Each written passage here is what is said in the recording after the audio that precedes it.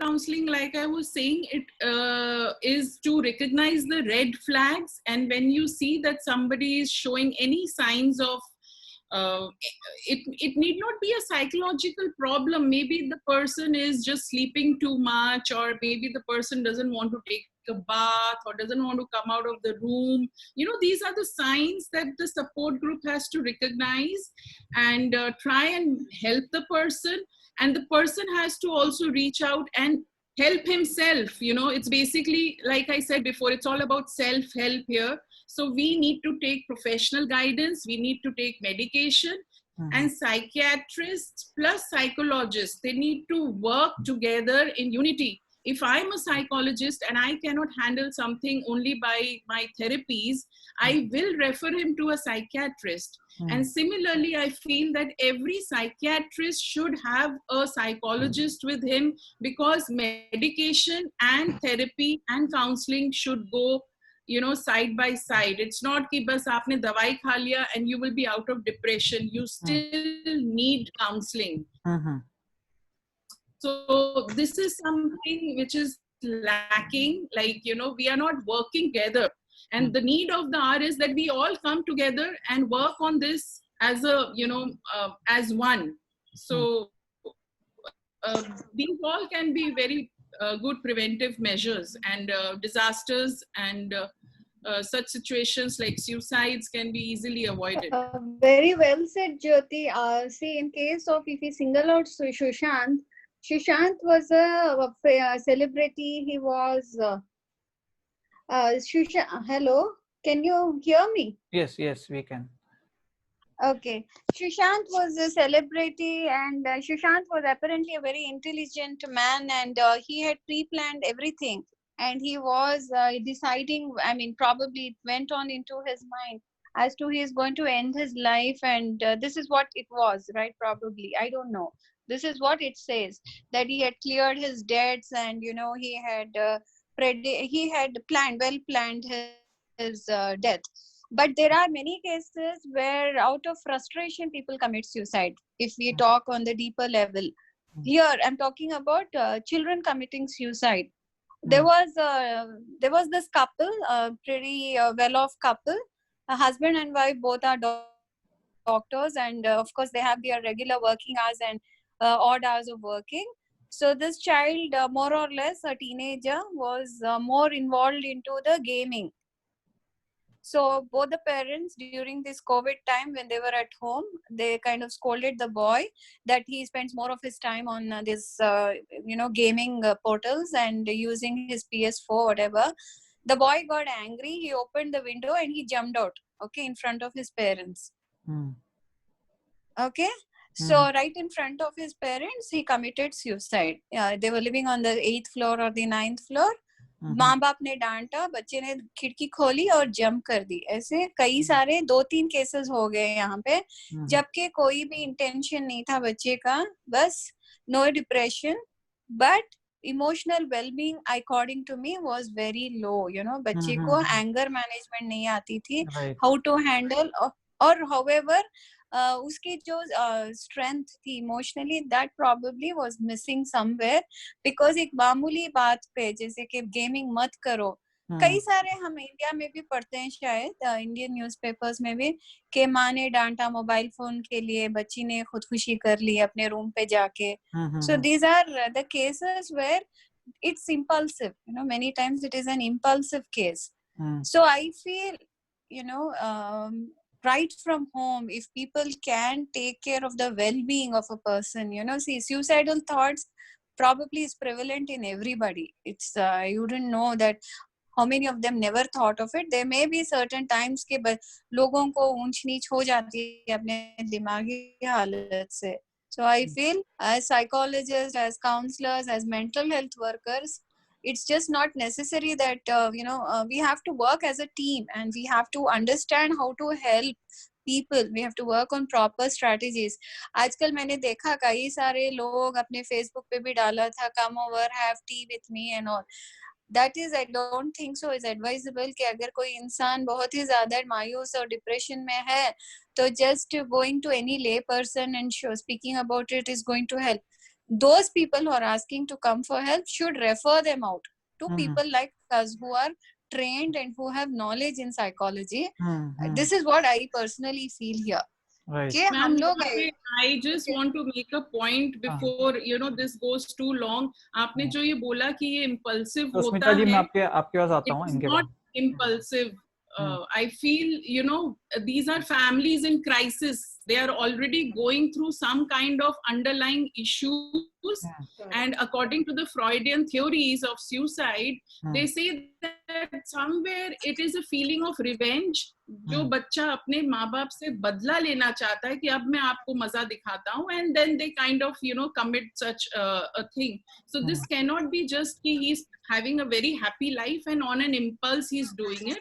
There is definitely a crisis in the family which they have failed to recognize for a long time.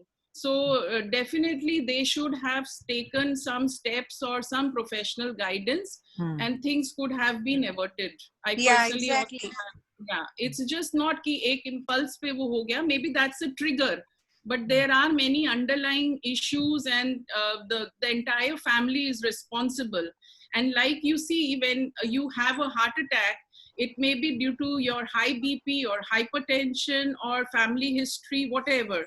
Similarly, suicide, it's not committed. It happens to somebody. There's a chemical imbalance in the brain, and the person really doesn't know what to do. So at that time, if he has the support and if he has the family with him for that 10-15 minutes, when he's going through that chemical locha, what they say in the brain, if somebody is there with him, it can be averted if it is handled in a positive way. But unfortunately, now we don't have families like before. They are all separated, broken homes, single parent, everybody is busy. So these things are coming down now to younger children, which was not the case before. ठीक है, thank you ज्योति. सस्मिता जी के पास आता हूँ मैं, बहुत time से उनके पास आया नहीं मैं. मेरा ये हाँ 1 second, I want to add on to this because I was the suicidal counselor for more than 3 years with Sahay Helpline. So whatever as Jyoti ji बोले कि वो ट्रिगर पॉइंट होता है जबकि इंसान सुसाइड करता है, वो चाहे सुशांत सिंह हो, वो चाहे एक बच्चा हो. जैसे कि आपने बोला, अब तक माँ बाप ने उसको देखा भी नहीं कि क्या हुआ था उसको. अभी तक उन्होंने देखा नहीं बच्चा क्या कर रहा है. जब आप घर में रुके तब आपको पता चला. Why you didn't involve in child's life before? And now when you are coming, the child is not able to accept it, and that is the trigger point. And as a suicidal counselor, I can feel that okay, that was the loneliness that he was feeling. And now when you when you are trying to show the concern, the child is not able to take it. So this is where exactly the problem is now. Especially Nimhans give the gatekeeper training for different colleges to identify people who are going through depression. And depression is not the sadness, but I may be smiling, I may be laughing, but there may be underlying issues which is not seen. So this gatekeeper training is very much essential. Now it is given to all the colleges, schools and all that. And we as a counselors also, we tell them that if you are seeing your peer that okay, someone is not talking or someone is changing behavioral patterns and all that, you have to ask them. Don't be judgmental and all that. So this is very essential that all of the younger generation should have the gatekeeper training with them. So this is what is my input as a suicidal counselor for the helpline for more than 3 years. So this is what I want to add on to this. Thank you so much Sasmita ji. आपकी ही conversation को आगे लेके जाऊंगा doctor Neha के पास में. जैसे आपने मेरे मन में बस बात चल रही थी और आपने बोल दिया कि डिप्रेशन इज नॉट सैडनेस, ये मैं बस बोलने वाला था. तो यूजुअली किसी की फैमिली में कोई पर्सन है, वो अकेला बैठा है, रूम के अंदर बैठा है, किसी से बातचीत नहीं कर रहा है, बहुत अपने आप को विड्रॉ कर रहा है लोगों के साथ, और भी कुछ सिम्टम्स दिख रहे, तो यूजुअली फैमिली मेंबर्स उसको या तो उसकी जिद समझ लेते हैं, या उस पर्सन की इमेच्योरिटी समझ लेते हैं, या वो नेबर से बात करने लग जाते हैं, देखो हमारा बेटा कितना इमेच्योर है, देखो ये जॉब छोड़ के बैठा हुआ है, देखो ये इसने ड्रिंकिंग की हैबिट स्टार्ट कर ली है. तो वो ऐसा सोच रहे हैं कि जो भी उनका जो पर्सन फैमिली मेंबर जो कर रहा है वो विलिंगली कर रहा है, अपनी मर्जी से कर रहा है, हैप्पीली कर रहा है, और ये उसकी प्रॉपर चॉइस है। तो मुझे ये जानना था कि जब हम डिप्रेशन की बात कर रहे हैं या कुछ भी सिम्टम्स और साइंस हमें दिखते हैं जिसे हम सिर्फ सैडनेस या मूड, बस मूडी है, ये पर्सन तो मूडी है, ये वर्ड हम लोग बहुत बार सुनते हैं, ये पर्सन मूडी, यार इसको बहुत गुस्सा बहुत आता है, लेकिन वो उसके अंडरलाइंग कॉज को हम नहीं जान पाते। तो डिप्रेशन एग्जैक्टली है क्या लोगों के लिए, हमारे व्यूअर्स के लिए, कि एग्जैक्टली डिप्रेशन साइंटिफिकली क्या है, ये है क्या चीज? See, for me, depression is something you cannot define it very clearly कि because there are many symptoms of depression. और ये एक बहुत वो बात है कि that many people say that okay sadness आ गई, he is in depression, अकेला बैठा है, he is in depression.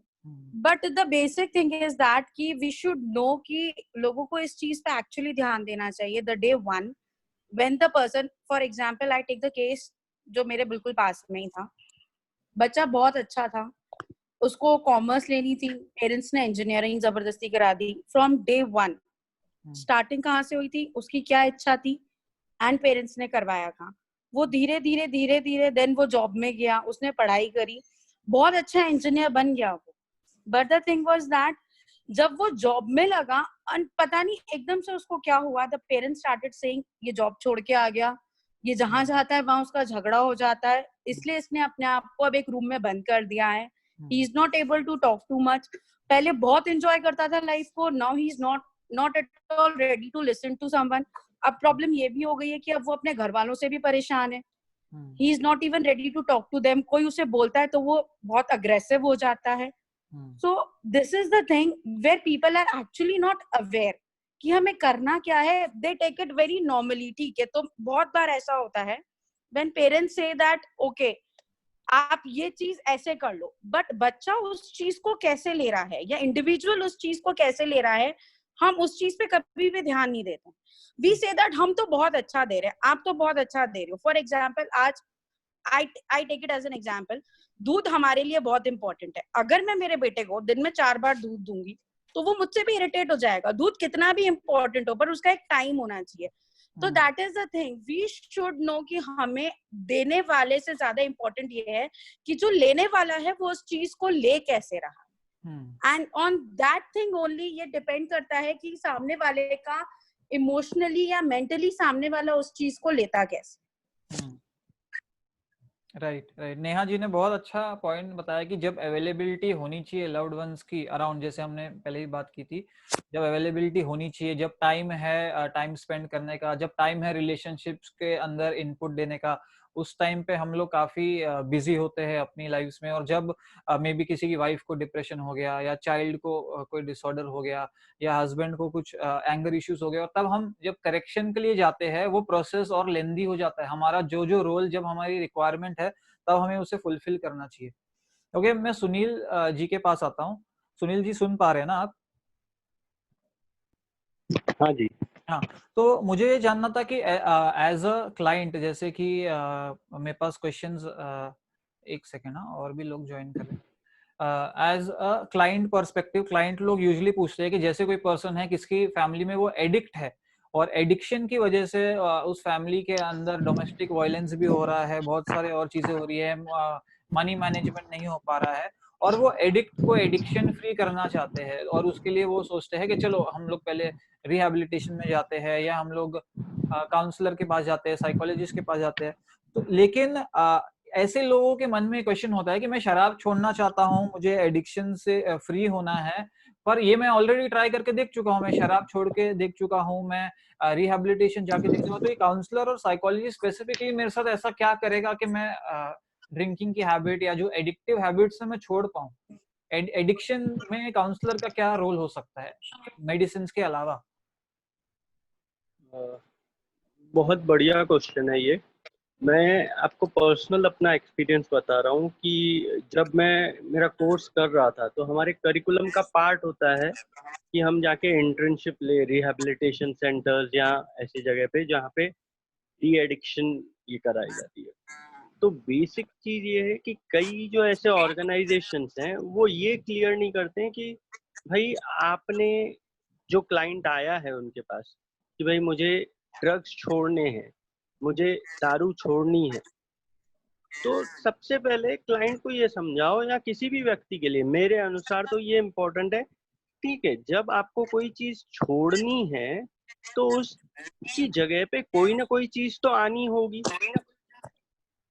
तो वो चीज क्या है? Like a person wants to live without alcohol, दारू नहीं पीनी है, लेकिन दारू नहीं पीना एक बात है, उसकी जगह पे क्या लेना है वो इम्पोर्टेंट है। तो as a counsellor, as a psychologist, हमें ये बताना है कि आपके पास कोई चीज है, आप यू आर एडिक्टेड, अब बंदा एडिक्टेड है, तो आप इस चीज को छोड़ोगे, तो जब हम किसी चीज को छोड़ रहे हैं तो वैक्यूम क्रिएट हो रहा है, तो इस वैक्यूम में नहीं जी पाएगा बंदा। तो उसको लेना क्या है? राइट। दारू छोड़नी है, कोई ड्रग्स छोड़ने हैं, but then there has to be something which a positive, healthy, good point which a person should be able to understand and take it up. तो ये एक एस्पेक्ट हो जाता है। ठीक है। अगर उस चीज के ऊपर फॉलो अप किया तो it helps the clients. I have seen that. Thank you Sunil ji. Amina ji. अच्छा गुरप्रीत जी, एक सेकंड। जरूर। कुछ 2-3 लोग थे, वो लोग ट्राई करने की कोशिश कर रहे हैं, देखिए अगर वेटिंग इसमें हो। अभी तक तो नहीं है वेटिंग पे। एक भावेंद्र जी ज्वाइन किए, उनके साथ भी हम जुड़ते हैं, अभी भावेंद्र से भी हम पूछेंगे, लेकिन और तो कोई नहीं है वेटिंग पे। ओके जी। ओके, भावेंद्र के पास मैं आता हूँ 2 मिनट में। मेरा अमीना जी से क्वेश्चन है कि जो यूजुअली क्या ये ऐसा हो सकता है कि लोग साइकोलॉजिस्ट और काउंसलर के पास इसलिए जाने से भी डर रहे हैं कि उनको लग रहा है कि जो नेक्स्ट स्टेप है वो तो साइकियाट्रिस्ट होने वाला है और मेडिकेशन होने वाली है, और मेडिकेशन से रिलेटेड सबसे पहले तो उन्हें लोगों से सुन के रखा होता है, फिर गूगल पे सर्च करते हैं, उनको नाम भी पता चल जाते हैं, और उसमें जब बेनिफिट्स आता है तो वहाँ 4 लाइन लिखी होती है और साइड इफेक्ट में 20 पॉइंट लिखे होते हैं। तो मैं ये जानना चाहता हूँ कि कितना ट्रू है कि साइकेट्रिक मेडिकेशन, क्योंकि कुछ कुछ केसेस में जरूरी भी है, अगर जहाँ पे न्यूरोकेमिकल्स का इम्बैलेंस है वहां पे हमको उसे रेक्टिफाई करना है तो वहां पे मेडिकेशंस की जरूरत भी पड़ती है कि एक लेवल पे पर्सन आए कि काउंसलिंग भी यूजफुल हो उसके लिए। तो जब लोग इतना डर रहे हैं कि साइकेट्रिक मेडिसिन नहीं लेना, मतलब नहीं लेना, ऐसे क्लाइंट्स भी है मेरे पास जिन्होंने बोला नहीं लेंगे, कुछ भी हो जाए नहीं लेंगे, आप सिर्फ काउंसलिंग से कंटिन्यू करो। तो मैंने उनको ये भी बोला काउंसलिंग प्रोसेस हो सकता है 1 साल लगे, और 1 साल का कमिटमेंट कोई क्लाइंट देने को तैयार नहीं है, 1 महीने का भी कमिटमेंट कोई क्लाइंट देने को तैयार नहीं है। तो कम से कम आप इस लेवल पे आ जाओ, मे बी आप 15 दिन या महीने का कोर्स करके जहाँ पे आपकी काउंसलिंग इफेक्टिव होने लग जाए। और अगर हम लोग सिर्फ काउंसलिंग से ऐसी चीज हासिल करने की कोशिश कर रहे हैं जो एक्चुअली में काफी सीवियर साइकोलॉजिकल इशू है, वो इतना लंबा टाइम लगेगा कि हार अपने आप ही क्लाइंट ही मान लेगा कि मैं शायद ठीक ही नहीं होऊंगा। तो मुझे जानना है साइकेट्रिक मेडिकेशंस को क्या ट्रस्ट किया जा सकता है, क्या बहुत ही बुरी है कि बिल्कुल ही दूर रहना चाहिए, कि जरूरत है कहीं पे केसेस पे, और वो क्या करती है एग्जैक्टली क्या करती है गुरप्रीत गुरप्रीत, जैसे कि अभी छोटे मोटे केसेस आते हैं, जैसे कि मुझे लगता है कि काउंसलिंग से ही ठीक हो जाएगा, तो इसमें कोई साइकियाट्रिस्ट की जरूरत होगी नहीं। तो काउंसलिंग, मैं तो साइकियाट्रिस्ट के बारे में उनको जिक्र भी नहीं करती। I don't have to refer them, I try to manage on my own. कभी ऐसे डिसऑर्डर्स लगते हैं कि मुझे, जैसे कि एक सिवियर ओसीडी आ गया केस, एक बच्ची, जैसे I'll give a live examples जो मेरे पास आते हैं।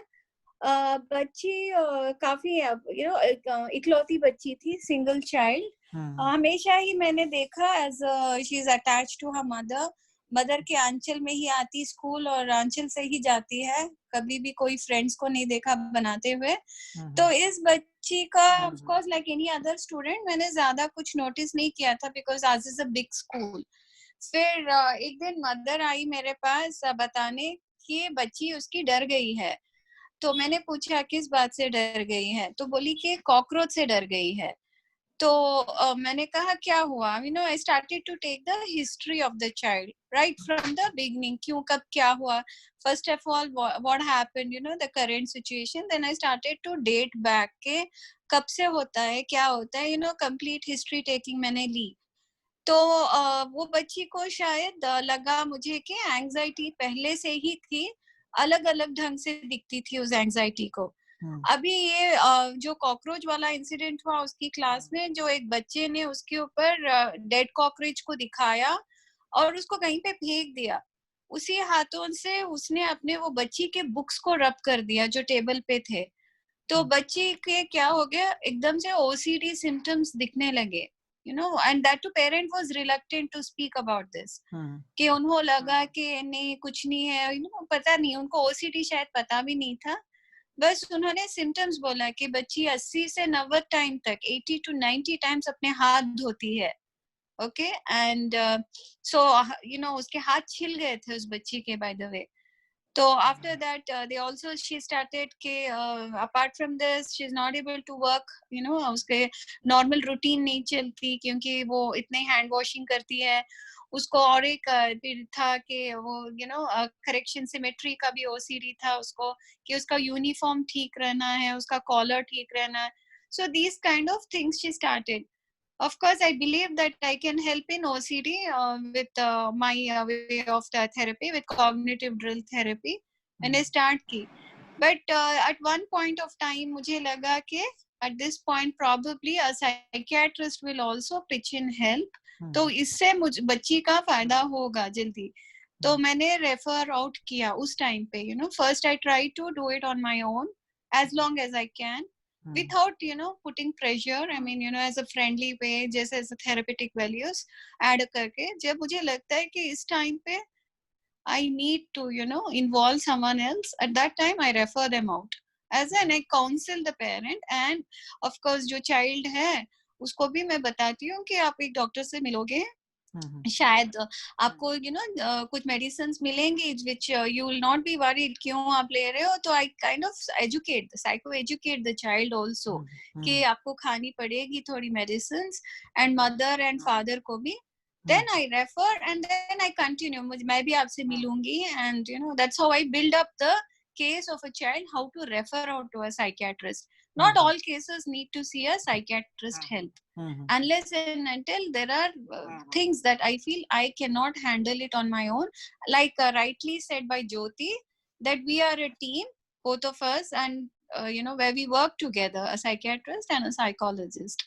So at that point only I refer them out as a, and that is I think normally what everyone else does it, right? Right. तो सिर्फ छोटा सा मुझे आप 30 सेकंड्स में ही रिप्लाई दीजिएगा इसका, कि मैं ये पूछ रहा था कि जैसे मेडिकेशन, जैसे हमने प्रोसेस स्टार्ट किया काउंसलिंग का और 3-4 सेशंस हुए और हमको लगा कि यहाँ पे कुछ रोड ब्लॉक हिट कर दिया हमने जहाँ पे मेडिकेशंस का इंटरवेंशन चाहिए, और जब हम सजेस्ट करते हैं क्लाइंट को इंटरवेंशन तो वो काउंसलिंग प्रोसेस से हट जाता है कि ये काउंसलर ही शायद सही नहीं है क्योंकि he is referring me to a psychiatrist. क्या मेडिकेशन इतनी बुरी है? मैं ये क्लैरिटी मतलब ऑडियंस के लिए चाहता हूँ कि इतनी बुरी है, इतने ज्यादा साइड इफेक्ट है कि वो हेल्पफुल ही नहीं है, यूजफुल ही नहीं है, उसको कंप्लीटली डिस्कार्ड करना चाहिए, या उसका कोई रोल ही नहीं है हीलिंग में, ऐसा कुछ है? किसका? मेडिकल साइकियाट्रिक मेडिकेशन, हाँ, उसके बारे में कुछ इनसाइट जैसे कि लोग सोचते हैं। तो मैं क्या what exactly you want मैं जानना चाहता हूँ कि क्या मेडिकेशंस इतनी बुरी है उनकी तरफ जाना, क्या बिल्कुल भी उनका रोल है ही नहीं, या इतनी ज्यादा डेंजरस है? I don't think so कि 2 मिनट नहीं, बिल्कुल तो बुरी नहीं है medication. See people are generally Google doctors, okay, like आपने कहा, अगर बाय द वे इफ उनको एक भी मेडिसिन का नाम पता चल गया, अगर वो गए भी डॉक्टर के पास, तो दे विल डेफिनेटली गूगल में तो इतने सारे उनको साइड इफेक्ट्स भी दिखेंगे और इफेक्ट्स भी दिखेंगे, फिर वो वापस आते हैं। It's not like I cut off with them after referring to a psychiatrist. we all they come back, you know, to for counseling. So that is a partnership basically, and I don't think medication is so bad and it should be so what do I say, ostracized or whatever, that you should not be, you know, it's not I don't think it is a bad thing at all, you know, if a psychiatrist is giving any kind of medication for health. I don't believe that कि अगर जरूरी है तो जरूरी है, and ऐसा नहीं, we cannot even ignore it कि जरूरी नहीं है हम खुद ही करेंगे, no, that also I don't believe. I believe कि ठीक है, मेडिसिन तो जरूरी है, and it has to be taken. I mean the doctor prescribes, तो डॉक्टर की बात तो बच्चे माननी पड़ेगी। जी नेहा जी रेज हैंड कर रहे हैं, thank you Amina ji. Yeah, see, we have to make it very clear to our client that why you need a medicine. उसके बाद अगर हमें उसे पूरा theoretical aspect भी समझाना पड़े तो we should do it. And जब क्लाइंट हमारे पास काउंसलिंग तक आता है और अगर वो 4 to 5 सेशंस हमारे पास रुक गया है, उसने टेस्टिंग कर दिया है, उसने हिस्ट्री बता दी है, तो डेफिनेटली कहीं ना कहीं एक ट्रस्ट बिल्डअप हो गया है. तो देयर आर चांसेस कि जब वो इतना ट्रस्ट हो गया कि वो अपनी हिस्ट्री बता रहा है, वो टेस्टिंग के लिए अग्री हो रहा है, वो थेरेपी लेने के लिए अग्री हो रहा है, तो he will go to medical treatment. Initial problem आती है तो हमें उसे थियोरेटिकल समझाना चाहिए. See this is a psychological problem. Psychological problem is basically the problem between mind and body. ये हमें थियोरेटिकल एस्पेक्ट में समझाना पड़ेगा. माइंड एंड बॉडी, जब माइंड एंड बॉडी दोनों में केमिकल रिएक्शंस होते हैं which increases, there is some increase in the release of some chemicals which causes disturbance in both mind and body जो आपके behavior पे दिखते हैं. And to control those things you need to take a medicine because वो medicine initially वो chemical release जो हो रहा है उसको control करती है. तो when जब हम उन्हें इतना सारा theoretical aspect समझाते हैं तो many of the time they agree to it. And it is not like client to client, psychologist to a client. Many a times we also take the help of their family members. तो एक हम समझा रहे हैं, family समझा रही है. Yes, it is hard. Dizziness आती है, आलसी हो जाते हो आप, आपको नींद ही नींद आती है. Many a times you can't stand, आप बोल नहीं पाते हो. बट वी ऑल्सो हमें उन्हें बताना पड़ेगा कि जब आपकी थेरेपीज चल रही है तो आपको बहुत इनिशियली माइल्ड डोज देना पड़ता है because you are not going through a psychosomatic disorder. It is simply a psychotic disorder जिसके लिए बहुत माइल्ड मेडिकेशन चाहिए होता है. अगर साइकोसोमैटिक का केस आएगा तो सबसे पहले तो साइकोलॉजिस्ट उसे लेगा ही नहीं. वो सबसे पहले उसे एक साइकियाट्रिस्ट के पास ही भेजेगा फॉर मेडिकल ट्रीटमेंट, क्योंकि जब तक वो थोड़ा नॉर्मल नहीं होगा तब तक वो हमें सुनने के लिए रेडी भी नहीं होगा. वो सीधा आके बोलेगा why I should listen to you, हम आपके पास आके क्यों बैठे. वो बिल्कुल नेगेटिव पीपल होते हैं, they will not at all listen to us. तो अगर साइकोटिक है तो वो हमारी सुनेगा, तो we need to explain. That's it. ठीक है. हम लोग भावेंद्र जी से मिलते हैं, अभी तक उनसे बात नहीं हुई है, तो वेलकम भावेंद्र जी. मेरा ये था क्वेश्चन कि नॉर्मली हम बोलते हैं कि लाइफ में बहुत चिंता है, वरी है, और फिर उसका जो नेक्स्ट वर्ड आता है वो आता है एंजाइटी, और उससे थोड़ा और आगे वर्ड आता है वो आता है एंजाइटी अटैक, फिर उससे और आगे वर्ड आता है पैनिक अटैक. तो इन सब वर्ड्स में क्या लिंक है और क्या वार्निंग साइंस हो सकते हैं जो लोगों को पता चले कि ये नॉर्मल टेंशन लेना लाइफ के बारे में या वरी करना नहीं हो रहा है, ये और कुछ हो रहा है जिसकी हमको हेल्प के लिए जाना है?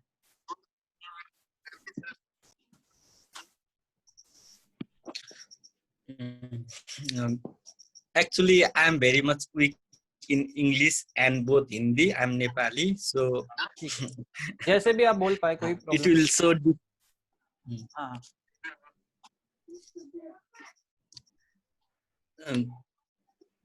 It's so difficult to talk.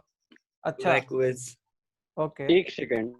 ठीक है. भावेंद्र जी, भाषा का ये नहीं सोचिए, आप जिस भाषा में बोल पाएंगे उसमें बोलिए. यदि थोड़ा टूटा फूटा हिंदी में बोल पाएंगे तो उसमें बोलिए. जी हाँ. अंग्रेजी में बोलना है ऐसा कुछ जरूरी नहीं है. ठीक है, मैं कोशिश करता हूँ. एंजाइटी, पैनिक, ये सब चीज साइकोलॉजिकल स्ट्रेस की वजह से होता है. जी हाँ. ये जिस उम्र के लोग में भी हो सकता है, चाइल्ड में, यंग में, ओल्ड एज में. Likewise, I am also facing anxiety in this situation due to language problem. ठीक है. तो हम इस क्वेश्चन को थोड़ा सा एलैबोरेट करने के लिए हम कोई लेना चाहेगा इसको एलैबोरेट करने के लिए भावेंद्र जी की हेल्प करते हुए कि हम कहाँ पे कौन से साइंस को देखें जहाँ पे हमें पता चले कि ये सिर्फ वरी या चिंता करना या टेंशन लेने से कुछ आगे है. Can I एंजाइटी गुरप्रीत बहुत सारे बच्चों. जी हाँ. कौन लेना चाहेगा, ज्योति या अमीना? दोनों का व्यू ले लेंगे. No, let Jyoti say. After that, I will also Yeah. speak about my ठीक है. the children I see, how anxious they are and what kind of anxieties you can notice. ठीक है. Yeah, Jyoti, go ahead, please. No, ma'am, please carry on. I'll speak after you. Please carry on. अभी पहले आप मैं अच्छा, सुनो गुरप्रीत, जैसे कि आपने कहा एंजाइटी अलग किस्म से दिखती है हर एक इंसान में. ओके, जैसे कि अब मैं छोटे बच्चों में देखूंगी तो उन बच्चों में आपको मिलेगी सेपरेशन एंजाइटी, अपने माँ बाप से सेपरेट होने की एंजाइटी. ओके, अभी इस एंजाइटी को हम खुद कम कर सकते हैं with reassurance, you know, for the child. फिर अब like I say, step by step बच्चों को दिखाते हैं, पेरेंट्स को एजुकेट करते हैं कि किस तरह से we can reduce. So there are different kinds of anxieties. तो उस anxiety को हम, we have to start looking back, according to me, you walk backwards, क्यों होती है anxiety, किस तरीके से होती है anxiety, क्या चीजें anxious करती हैं आपको, how do we handle it, there are therapies. Basically, a therapeutic value should be given when it comes to anxiety. Yeah, Jyoti, go ahead, please. Yeah. Thank you, Amina. Yeah, hi. Actually, when there is a constant feeling of worry and nervousness or some uneasiness about certain things, uska outcome kya hoga, ye theek hoga ki nahi hoga, indecisiveness, confusion, it is sometimes to a certain degree normal, to a certain frequency also normal. But when this thing is happening all the time, that means that the person is suffering from an anxiety disorder. And I would also like to stress upon the main 3 types. जैसे नेहा जी ने बोला, उन्होंने वो milk का example भी दिया for depression. But depression, basically, I feel that, it's highly misunderstood. It is nothing but a mood disorder. जैसे गुरप्रीत जी बोल रहे थे कि हम मूडी होते हैं, तो ये mood disorder is a part of mental illness. Mental illness आपका मूड डिसऑर्डर हो सकता है, एंजाइटी डिसऑर्डर हो सकता है, पर्सनालिटी डिसऑर्डर हो सकता है. There are different categories. You have eating disorders, trauma disorders, substance abuse. But when we are talking about anxiety, तो उसके साथ आपके fear, phobia, panic, depression, bipolar, these are all coming along with it. It is not that, जैसे किसी को BP है तो हम उसको बीपी की दवाई दे सकते हैं, लेकिन अगर किसी को एंजाइटी है तो हम उसको सिर्फ एंजाइटी नहीं ट्रीट करेंगे. We have to also treat his fears, his phobias, his depression. It's all you cannot kind of categorize it into a particular label that you give to the problem. So it is very complicated. Human behavior and how it manifests itself in different ways, it's really complicated. So to study it, diagnose it, and then give the proper therapy for that particular problem, I feel is very interlinked. That's what I wanted to make the point. अच्छा नेहा जी, आपके पास आ रहा हूँ. अभी ना zoom दिखा रहा है कि 4 मिनट बाकी है. क्या हम इससे वापस से स्टार्ट करें सेशन को, कि हम ये 4 मिनट के अंदर एंड करें और बाद में कभी फ्यूचर में कोई सेशन करें? हम 4 minute. I just want to end on this topic only. कि एक अगर हमें कॉमन पर्सन को समझाना है, then what is anxiety? तो I'll explain it with a short example. It is basically a sudden episode of intense fear or anxiety and physical symptom based on perceived threat rather than imminent threat. Perceived threat. For example, I take the example of exam anxiety. Exam difficult होगा कि नहीं होगा हमें पता नहीं है.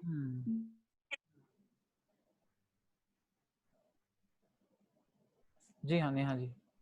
But बच्चा उस चीज के बारे में सोच के ही इतना फियर डेवलप कर लेता है कि वो एग्जाम पेपर देखता है एंड उसके हाथ पैर ढूंढने लगते हैं, कभी वो फेंट हो जाता है. वो पेपर में many of the students are coming up कि पेपर एग्जाम के पहले सब कुछ आता है, बट पेपर देखने को जाते हैं और सब कुछ भूल जाते हैं. दिस इज द थिंग, वो एक्चुअल में देयर इज नो थ्रेट, वो एक्चुअल में डर नहीं है, पर वो दिमाग में हमने उस डर को बिठा लिया है, that is basically the anxiety. सिर्फ सोच सोच के ये ऐसा होगा, ये ऐसा होगा, इससे मुझे ये हो जाएगा, मैं फेल हो जाऊंगा, मैं ये कर लूंगा, मैं वो कर लूंगा, मेरे को ये होगा, उसके बाद मेरे पेरेंट्स मुझे डांटेंगे, स्कूल में मेरे बुली होगी, मे बी प्रिंसिपल तक ये बात चली जाएगी।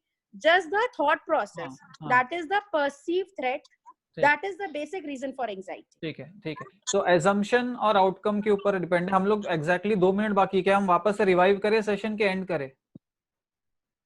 Sir, I think we can end for today. तो फटाफट ना सिर्फ एंड करें, क्योंकि अभी यहाँ पे 2:30 बजे। कोई बात नहीं, सिर्फ 30 सेकंड लीजिए हर एक पर्सन। सस्मिता जी, सब लोग 30 सेकंड के अंदर ऑडियंस को बोल दीजिए जो आप बोलना चाहते हो अबाउट काउंसलिंग। 30 सेकंड के अंदर सस्मिता जी, वेरी फास्ट, 30 सेकंड के अंदर क्या बोलना चाहते हो आप जो लेने के लिए सोच रहे काउंसलिंग? जल्दी, सिर्फ 30 सेकंड। काउंसलिंग आप ये मत समझिए कि ये मेंटल डिसऑर्डर की वजह से लेते हैं। Counseling is expert professional who are giving you, empowering you, who are going to help you in your struggle so that you can identify your strength and can sail through your pain. ठीक है, ज्योति जी आप बोल दीजिए। Yeah, please help me, help you is what I would like to say in one line. Positive, negative is all inside you. Just recognize and strengthen your positives. Thank you. ठीक है, सुनील जी। जहाँ भी जरूरत हो काउंसलर्स की, psychologist की, आप बिना हिचकिचाहे हमारे पास आइए, हम लोग आपके साथ हैं, आपके लिए हैं। धन्यवाद। Doctor Neha. Yeah, please don't believe in the belief system that mental health problems don't affect me.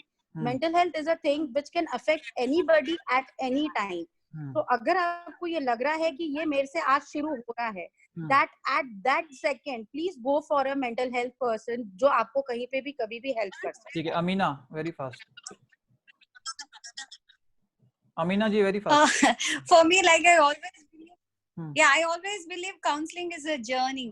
जो हम साथ चलते हैं और एक इंसान जिसको जरूरत है, ऐसे जरूरत जो बहुत ही इम्पोर्टेंट चीज है, you know, हम उसको दिखाते हैं, एक दिशा दिखाते हैं, एक वे आउट दिखाते हैं जो अपने आप वो इंसान करेगा, you know, make him independent.